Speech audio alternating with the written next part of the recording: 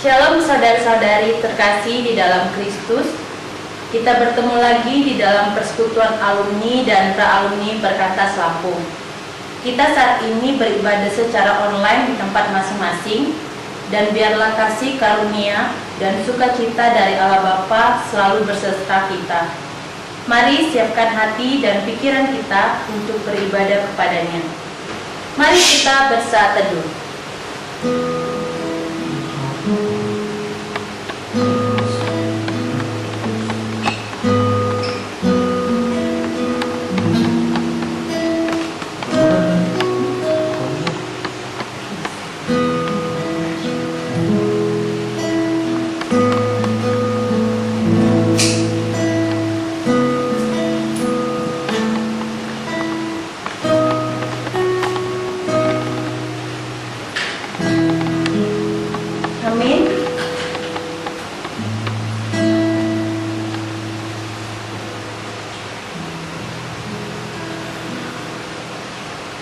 Bersyukurlah kepada Tuhan dan pujilah namanya yang kudus.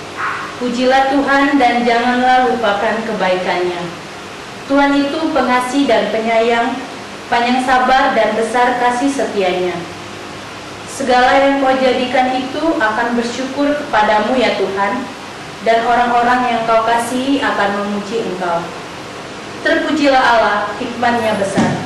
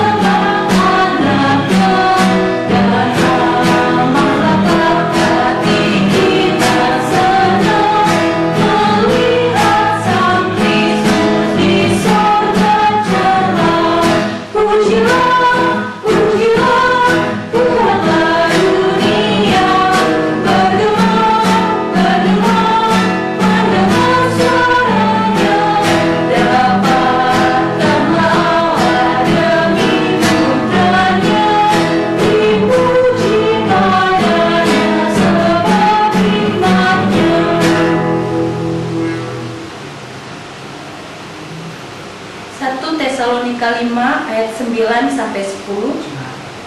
Karena Allah tidak menetapkan kita untuk ditimpa murka, tetapi untuk beroleh keselamatan oleh Yesus Kristus Tuhan kita, yang sudah mati untuk kita, supaya entah kita berjaga-jaga, entah kita tidur, kita hidup bersama-sama dengan Dia.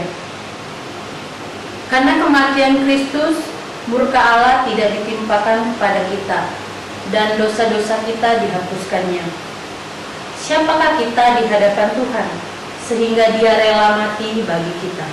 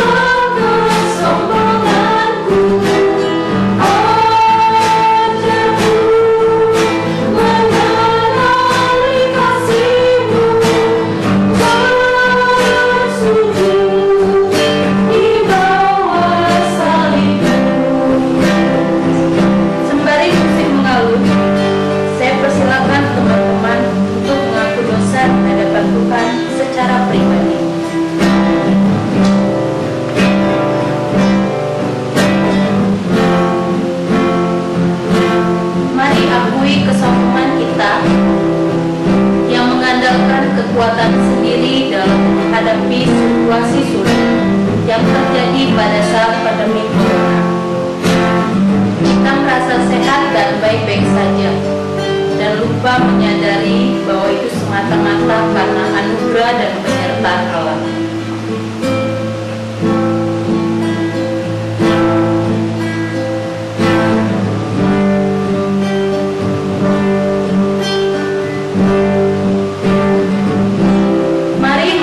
Keberdosaan kita yang terlalu khawatir dan mengeluh menghadapi situasi saat ini dan kurang bersyukur kepada Tuhan.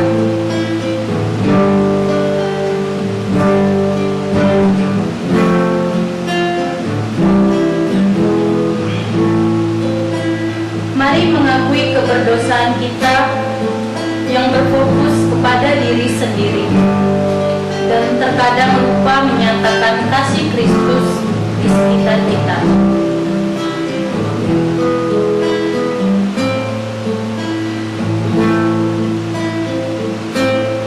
Mari mengakui dosa kita di hadapan Tuhan, karena ketika kita stay at home, terkadang kita lebih memilih mencari kesibukan duniawi dibandingkan bersekutu bersama Allah secara pribadi.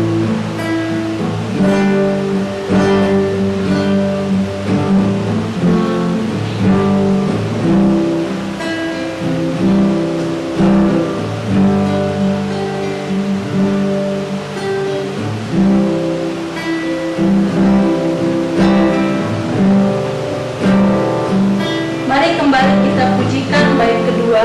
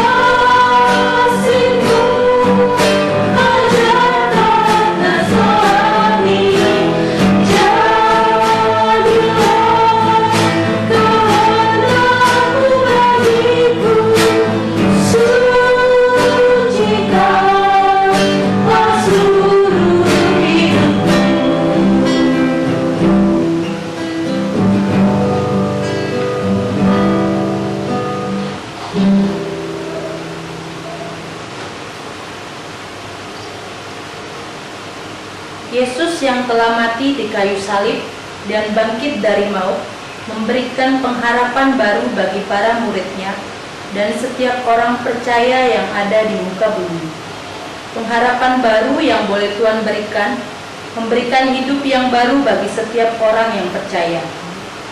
Mari menyembah Dia, Sang Pemberi pengharapan kekal.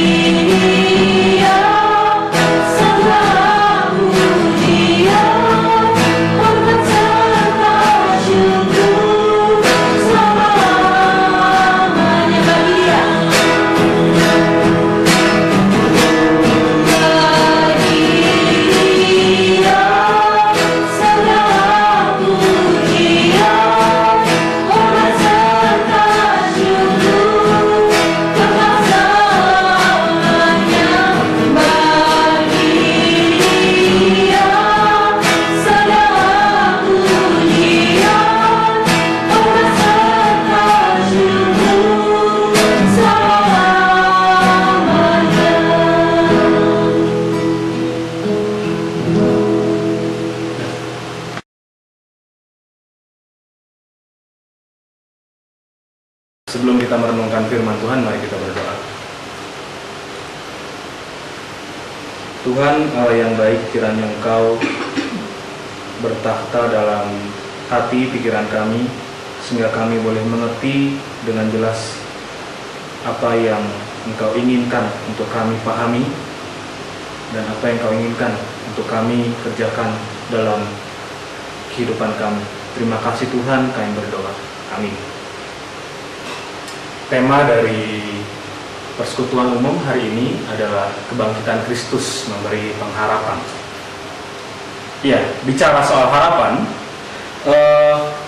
dan di masa-masa COVID-19 yang saya pikir ini adalah juga masa musibah, seringkali Mazmur ini menjadi sebuah pembicaraan, kembali diangkat lagi. Saya teringat Mazmur ini lumayan populer saat musibah-musibah terjadi. Mazmur ini pertama kali saya dengar saat masa tsunami di Aceh. Saya memahaminya memang dengan begitu dangkal pada saat itu. Dan mari kita buka dulu Mazmur 91.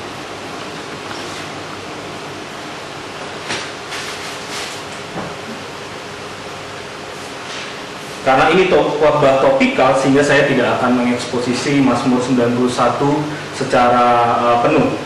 Mari kita lihat Mazmur 91 ayat 7. Saya akan baca untuk rekan-rekan sekalian. Walau 1000 orang rebah di sisimu, dan 10.000 rebah, dan 10.000 di sebelah kananmu, tetapi itu tidak akan menimpamu. Ya, saat saya pertama kali memahami Mazmur ini, mendengarnya ketika saya masih remaja sekitar kelas 2 SMA. Waktu itu tsunami di Aceh sedang menimpa bangsa Indonesia dan ratusan ribu manusia tewas. Lalu gereja-gereja mulai mengangkat hal ini. Walau 1000 orang rebah di sisimu dan 10.000 orang di sebelah kananmu, tetapi itu tidak akan menimpamu. Ya, jadi saat saya merenungkan ini, saya berpikir bahwa mungkin saya tidak akan terkena musibah apapun. Itulah ekspektasi saya saat itu. Itulah harapan saya saat itu.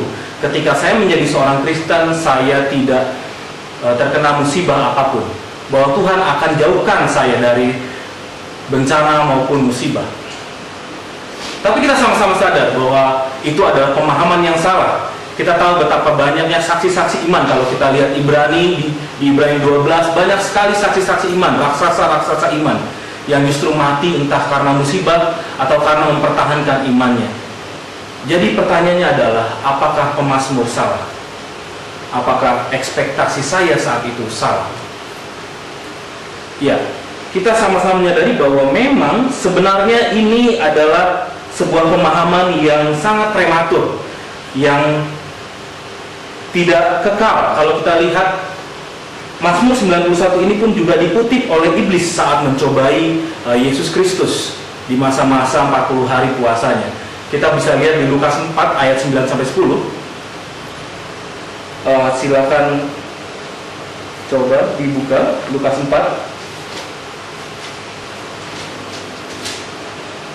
Di Lukas 4 dikatakan ayat 9, kemudian ia membawa Yesus ke Yerusalem dan menempatkan dia di hubungan bait Allah, lalu berkata kepadanya, jika engkau anak Allah, jatuhkanlah dirimu dari sini ke bawah.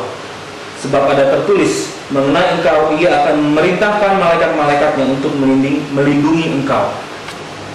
Iblis pun juga menggunakan Mazmur 91 untuk memperdaya Yesus.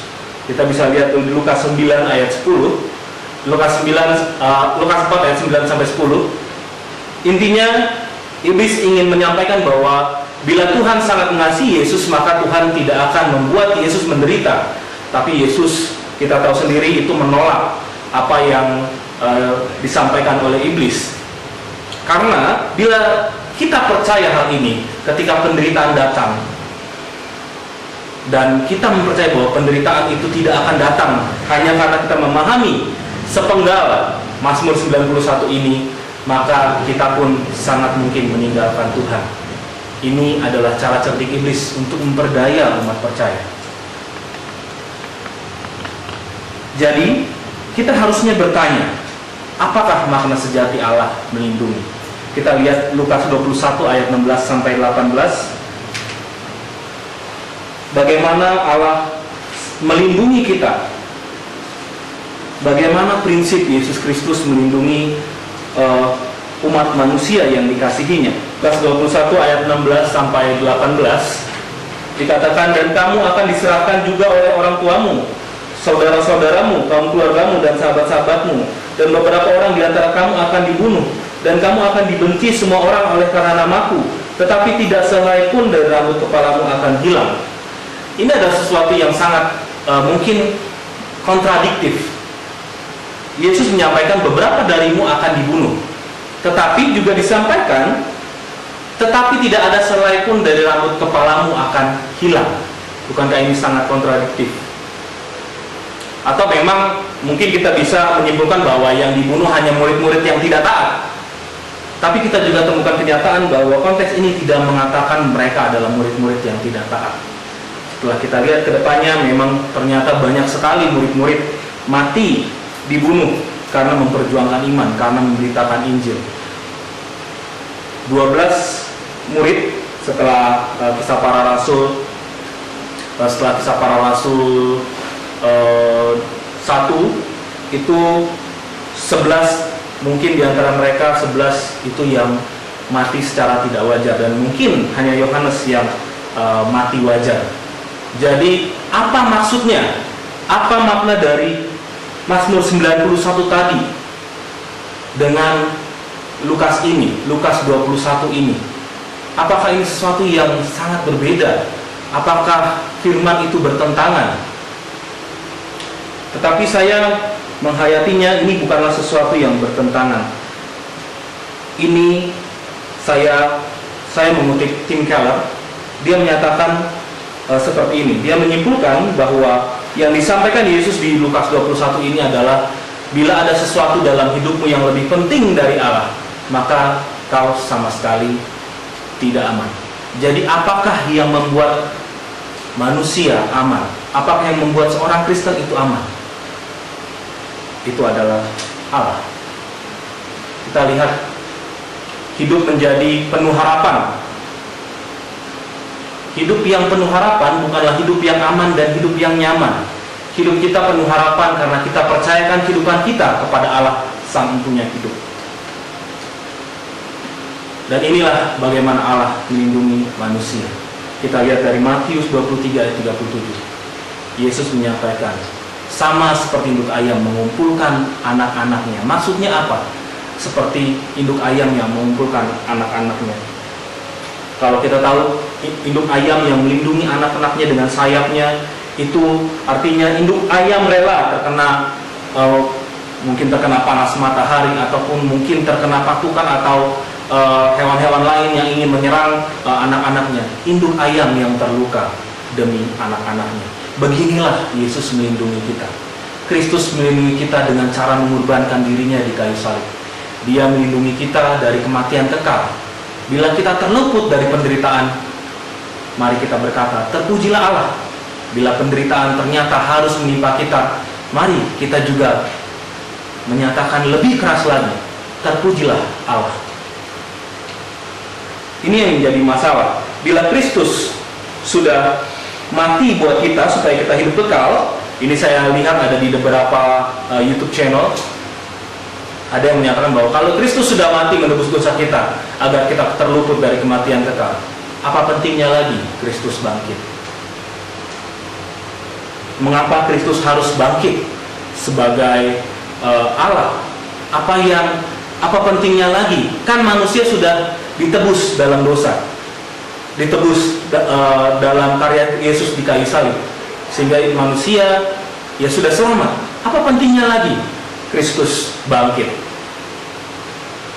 Kita lihat Matius 12 ayat 38 sampai 40, ini membicarakan soal tanda Yunus.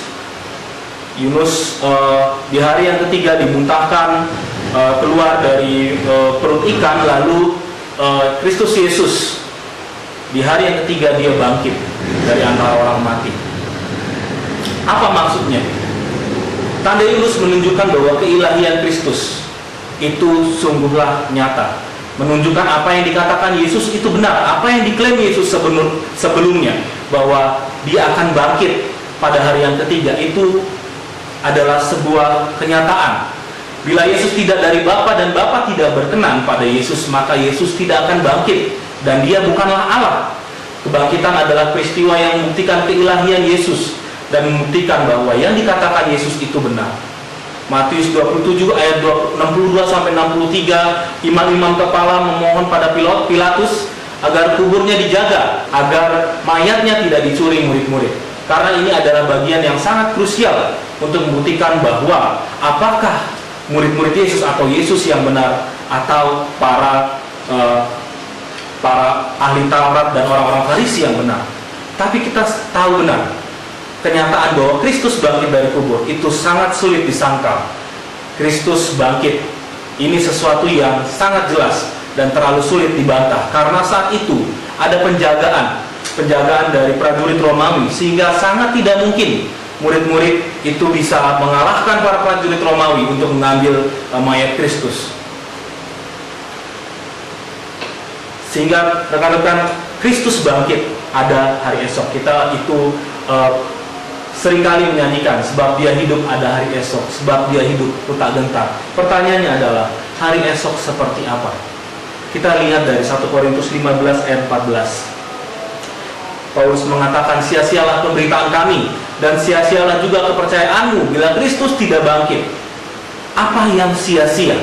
Yang sia-sia adalah ternyata Kristus bukanlah Allah bila Kristus tidak bangkit. Itu yang jadi masalah dari iman kita. Bila Kristus tidak bangkit, maka iman Kristen adalah iman yang salah. Maka Allah yang disembah oleh orang Kristen adalah Allah yang salah. Allah yang salah prediksi, Allah yang nubuatnya salah. Kita percaya bahwa nabi-nabi yang nubuatannya tidak terjadi itu adalah nabi palsu. Terlebih itu adalah Allah. Bila nubuatan Allah tak terjadi, maka itu adalah Allah yang palsu. Kebangkitan Kristus menyadarkan kita bahwa kita punya Allah yang benar-benar hidup. Kita punya Allah yang akhirnya membuat kita menyadari bahwa kehidupan kekal itu menanti kita, karena Kristus bangkit. Karena Kristus bangkit untuk kita, Kristus menang untuk kita. Lalu apakah maknanya Kristus bangkit pada masa saat ini, pada masa sulit-sulit seperti ini dalam wabah pandemi COVID-19? 1 Petrus 1 ayat 3. Saya mengajak rekan-rekan sekalian untuk membuka 1 Petrus 1 ayat 3.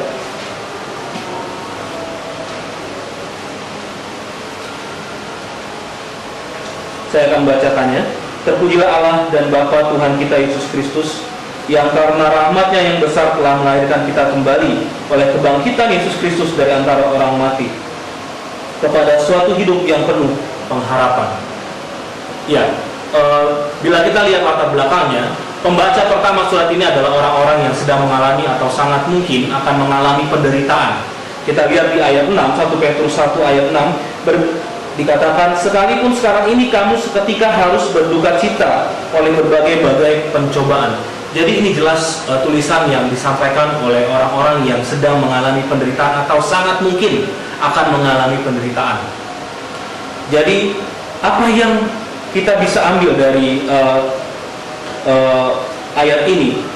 Dikatakan bahwa Kristus bangkit di antara orang mati kepada suatu hidup yang penuh pengharapan.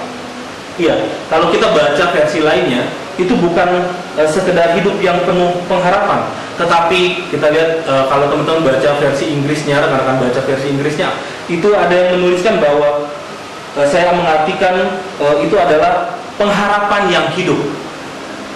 Jadi pengharapan yang hidup ini siapa buat kita umat Kristen? Apa buat kita pengharapan yang hidup ini? Dalam kondisi COVID-19, kondisi orang-orang banyak menderita, kondisi dari kita yang mungkin tidak punya kepastian kapan ini berlalu, harapan adalah tema yang paling laris saat kita tertimpa musibah, bencana, dan penderitaan. Harapan kita bukanlah sebuah kondisi atau keadaan. Harapan kita sebagai umat Allah bukanlah sedangkal kondisi aman atau tanpa penderitaan. Meskipun itu juga kita inginkan, kita menginginkan keamanan, kita menginginkan sedang menderita. Tapi bila hanya sampai di sini harapan kita, maka kita juga bisa berubah menjadi monster Karena cari aman tidak jarang orang membuat orang lain rentan untuk tidak aman. Ini sudah terjadi. Peristiwa panic buying itu adalah salah satu refleksi dari pribadi-pribadi yang mau aman sendiri, mau nyaman sendiri. Jadi kita harus lihat bagaimana seharusnya seorang Kristen berharap. Harapan kita adalah harapan yang kekal.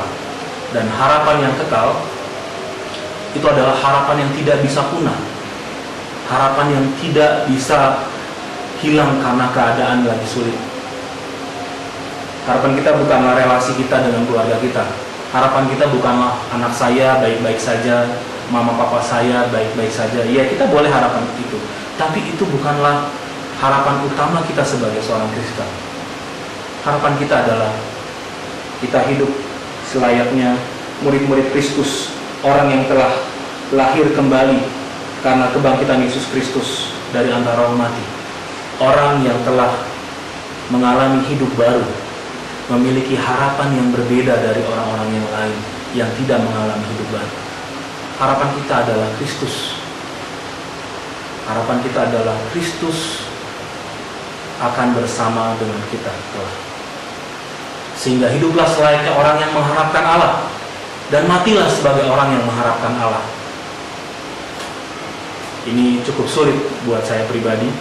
Hidup sebagai orang yang mengharapkan Allah artinya sangat mungkin orang-orang yang kita cintai itu seperti Tim Keller sampaikan tadi,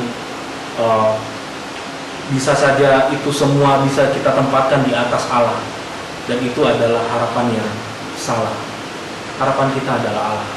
Harapan kita nanti kita akan mengalami hidup kekal bersama dengan Allah. Sehingga COVID-19 terkena atau tidak terkena, marilah kita hidup bersama dengan Allah. Entah kita 1 Tesalonika 5 menyampaikan bahwa entah kita berjaga-jaga, entah kita tidur, kita akan selamat. Entah kita hidup, entah kita mati. Karena wabah ini kita pasti akan hidup. Entah kita hidup, entah kita mati. Karena wabah ini kita akan mengalami kehidupan bersama dengan Allah. Asalkan kita hidup benar-benar bersama dengan Allah selagi kita hidup. Kita akan hidup bersama pribadi yang menjadi pengharapan kita. Pribadi yang adalah harapan kita yang hidup. Pribadi yang hidup itu Yesus Kristus. Sehingga nanti ke depan dalam menghadapi COVID-19 ini, mari kita sama-sama pikirkan hal-hal yang bernilai kekal. Untuk rekan-rekan yang mungkin sedang bahasa anak mahasiswanya tuh mager gitu ya, mari kita pikirkan sebelum kita bermager-mager ya. Mari kita pikirkan apa yang harusnya bernilai kekal yang bisa aku lakukan dalam masa-masa ini. Saya bersyukur Perkantas Lampung membuat face shield. Lalu ada beberapa kesaksian, ternyata face shield itu sangat berguna buat mereka. Sebelum saya juga terlibat gitu ya, Kak Yanti yang pertama kali mencetuskan bagaimana kita harus bikin face shield, saya melihat ini adalah sesuatu yang remeh-temeh. Mungkin dampaknya apa ya gitu ya. Tapi ternyata ada kesaksian yang sangat terberkati. Karena face shield, dia merasa lebih aman, dia merasa lebih tenang, dan dia didukung. Dia memiliki orang-orang yang mendukung dia. Dia merasakan dukungan dari teman-teman Perkantas. Apa sesuatu yang bernilai kekal yang mau kita kerjakan di tengah keterbatasan-keterbatasan ini? Mungkin yang anak-anak kos perlu pikirkan bagaimana bisa tetap di rumah tapi tetap bisa berkarya. Mungkin yang tinggal bersama keluarganya, pikirkan bagaimana kita bisa berkarya, memperkenalkan Kristus Yesus kepada keluarga kita.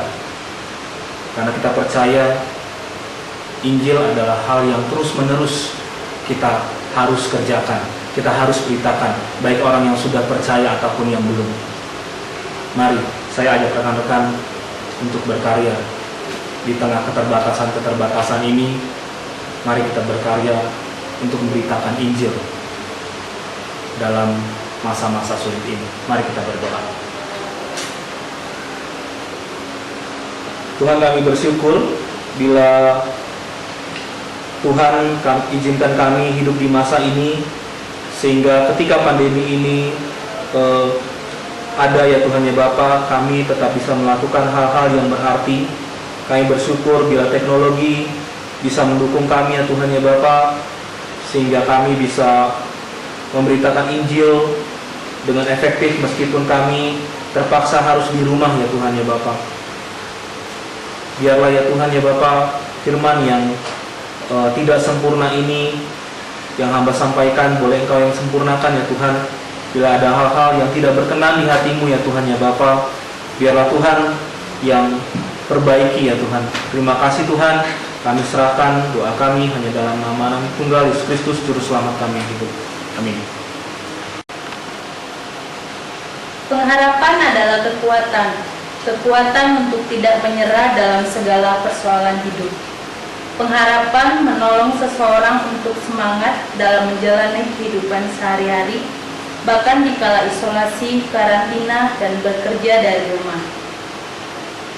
Kristus bangkit memberikan pengharapan.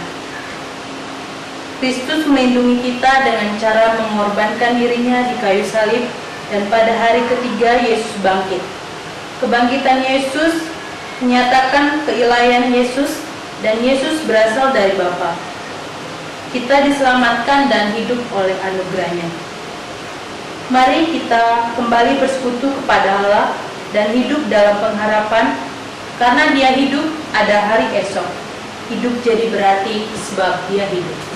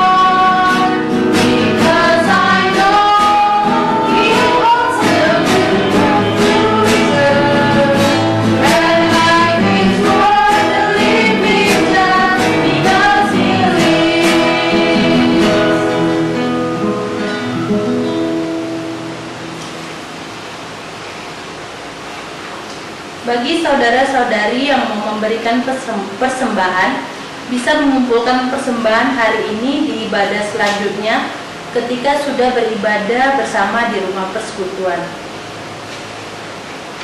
Kita akan masuk ke dalam doa syafaat. Mari kita berdoa. Tuhan, kami kembali mau menyerahkan ya Tuhan kondisi dari dunia, saat ini ya Tuhan, yang masih terguncang oleh pandemi COVID-19. Sudah begitu banyak korban yang berjatuhan ya Tuhan. Sudah jutaan orang yang positif COVID-19. Kami berdoa ya Tuhan, semoga Engkau yang kiranya Tuhan menjaga kami dalam masa-masa sulit ini untuk tetap melakukan apa yang menjadi bagian kami. Bila kami memang harus di rumah ya Tuhan, kiranya Tuhan, biarlah kami boleh tetap berkarya ya Tuhan ya Bapa. Dalam kondisi ini, kiranya juga Tuhan, bila kami memang terpaksa harus keluar rumah di tengah COVID-19 ini ya Tuhan, kiranya Tuhan yang jaga kami. Tetapi di atas itu semua ya Tuhan, biarlah kami ya Tuhan ya Bapa boleh mengerti kehendak-Mu, apa yang Engkau inginkan dalam hidup kami ya Tuhan ya Bapa dalam masa-masa ini. Biarlah kami boleh menjalin relasi lebih dekat lagi kepada-Mu ya Tuhan di masa-masa sulit ini. Tuhan, kami juga berdoa untuk para petugas medis yang menangani pasien positif COVID-19. Tuhan yang jaga mereka ya Tuhan. Tuhan yang jaga sistem imun mereka sehingga mereka bisa tetap sehat ya Tuhan di tengah letihnya melayani pasien-pasien COVID-19. Kiranya juga Tuhan berikan APD yang lengkap, yang layak untuk mereka gunakan ya Tuhan, sehingga mereka memiliki rasa aman ketika bekerja. Tuhan, jauhkan oknum-oknum ya Tuhan ya Bapa yang memanfaatkan masa-masa ini untuk mencari keuntungan, sehingga APD jadi sulit didapatkan, sehingga APD juga harganya melambung. Kiranya Tuhan juga yang berkarya di hati mereka ya Tuhan ya Bapa, untuk tidak memanfaatkan hal-hal kesulitan ini ya Tuhan. Kami juga berdoa ya Tuhan ya Bapa untuk orang-orang yang juga terpaksa ya Tuhan harus keluar, mungkin para driver online atau pedagang-pedagang sayuran, pedagang kebutuhan sehari-hari, atau para karyawan di swalayan ya Tuhan, atau petugas-petugas kebersihan yang masih harus membersihkan sampah dan mengambil sampah ya Tuhan di rumah kami, atau para pekerja-pekerja harian ya Tuhan. Kiranya Tuhan yang pelihara mereka ya Tuhan, sehingga mereka beroleh kesehatan. Kami juga berdoa ya Tuhan untuk pemerintah. Kiranya pemerintah ya Tuhan punya langkah-langkah yang konkret untuk membasmi COVID-19 ini, untuk mencegah penyebaran ini, sehingga COVID-19 ini tidak berlarut-larut dialami oleh dunia ini, terkhusus untuk bangsa kami ya Tuhan. Kami berdoa supaya kami juga para masyarakat ya Tuhan benar-benar berhikmat ya Tuhan, tidak keluar rumah hanya karena ingin senang-senang, tidak keluar rumah hanya karena ingin membunuh kebosanan ya Tuhan. Tapi ya Tuhan ya Bapa, kami berhikmat ya Tuhan untuk tetap di rumah sebagai bentuk partisipasi kami ya Tuhan ya Bapa untuk menghentikan COVID-19 ini. Kami juga berdoa ya Tuhan ya Bapa untuk ketersediaan dari bahan-bahan atau juga bahan makanan ya Tuhan ya Bapa yang kami tetap butuhkan di tengah kondisi ini ya Tuhan ya Bapa. Kiranya Tuhan ketersediaan bahan boleh tetap terjaga dan harga bahan-bahan makanan juga boleh tetap terjaga. Kami juga berdoa ya Tuhan ya Bapa untuk perekonomian bangsa yang pasti terdampak oleh COVID-19 ini. Kiranya Tuhan supaya pemerintah boleh memiliki manuver-manuver yang baik ya Tuhan ya Bapa untuk tetap mendorong perekonomian bangsa kami ya Tuhan. Meskipun kami sadar tidak akan seperti sebelumnya ya Tuhan ya Bapa. Tuhan, kami juga mau berdoa supaya kami pun ya Tuhan ya Bapa boleh memanfaatkan waktu dengan baik di tengah kondisi ini. Kami boleh memberikan apa yang kami punya. Kami boleh saling menolong ya Tuhan ya Bapa untuk orang-orang yang membutuhkan. Kami boleh tetap berkarya. Bila kami memang harus work from home ya Tuhan ya Bapa, berikan kami hikmat untuk membagi waktu Bila ada mahasiswa-mahasiswa ya Tuhan yang ternyata tugasnya semakin banyak di masa ini ya Tuhan ya Bapa, sementara kebutuhan untuk membeli kuota juga semakin besar ya Tuhan ya Bapa, tetapi pendapatan orang tua mungkin terdampak karena COVID-19 ini. Kiranya Tuhan yang berikan hikmat ya Tuhan kepada mereka semua ya Tuhan. Tuhan juga kami berdoa untuk kampus-kampus yang dan lembaga pendidikan yang melakukan study from home ya Tuhan. Kiranya Tuhan setiap dosen boleh tetap berkarya untuk mendidik para mahasiswa, setiap guru boleh berkarya untuk mendidik para siswa, bukan sekedar memberikan tugas tetapi benar-benar mengajarkan apa yang penting untuk mereka ketahui ya Tuhan. Terima kasih ya Tuhan, kami serahkan doa kami ini hanya dalam nama anak tunggal Yesus Kristus kami mengucap syukur dan berdoa. Amin. Di tengah masa sulit akibat virus corona, mari menyadari bahwa semua situasi dan keadaan ini akan berlalu dan Tuhan tetap sama dan tak berubah. Karena di dalam Kristus kita menemukan pengharapan untuk menjalani hari dengan kekuatan dan penghiburannya. Mari hiduplah selayak orang yang mengharapkan Allah, matilah sebagai orang yang mengharapkan Allah. Mari berkarya bagi Allah dengan hidup yang penuh pengharapan. Mari menutup ibadah ini dengan menyanyi lagu Sebab Dia Hidup.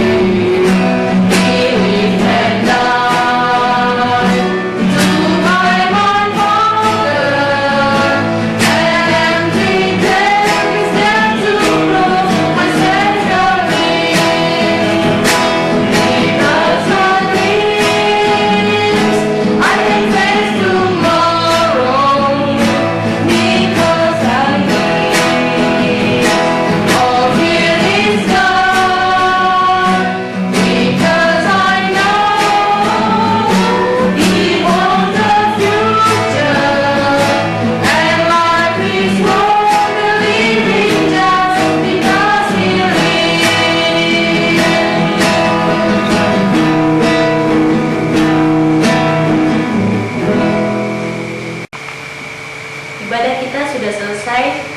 Mari kita mengambil waktu hening. Shalom teman-teman.